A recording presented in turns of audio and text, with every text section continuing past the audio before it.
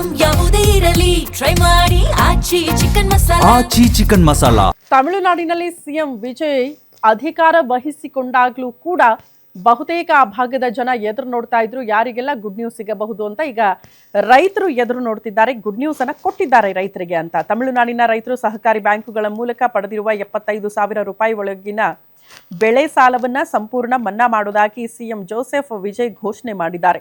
ಇತ್ತೀಚೆಗೆ ಮಹಾರಾಷ್ಟ್ರ ಸರ್ಕಾರವು ಇಂಥದ್ದೇ ನಿರ್ಧಾರ ಕೈಗೊಂಡಿತ್ತು. ಇದೇ ವೇಳೆ 75,000 ರೂಪಾಯಿಗಿಂತ ಹೆಚ್ಚಿನ ಸಾಲ ಪಡೆದ ರೈತರಿಗೆ 35,000 ರೂಪಾಯಿ ಸಾಲ ಮನ್ನಾ ಮಾಡಲಾಗುವುದು ಅಂತ ಹೇಳಿದ್ದಾರೆ.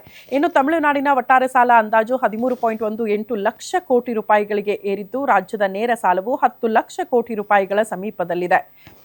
ರಾಜ್ಯದಲ್ಲಿ ಜನಿಸಿರುವ ಪ್ರತಿ ಮಗುವಿನ ತಲೆ ಮೇಲೆ 1.28 ಲಕ್ಷ ರೂಪಾಯಿ ಸಾಲದ ಹೊರೆ ಇದೆ ಅಂತ ತಮಿಳುನಾಡು ಸರ್ಕಾರ ಬಿಡುಗಡೆ ಮಾಡಿರುವ ಶ್ವೇತಪತ್ರದಲ್ಲಿ ತಿಳಿಸಲಾಗಿದೆ. ಇತ್ತೀಚೆಗೆ ಅಧಿಕಾರ ಬಂದ ನಂತರ ವಿಜಯ್ ರಾಜ್ಯದ ಆರ್ಥಿಕ ಸ್ಥಿತಿ ಹದಗೆಟ್ಟಿದೆ ಅಂತ ಹೇಳಿದ್ದಾರೆ.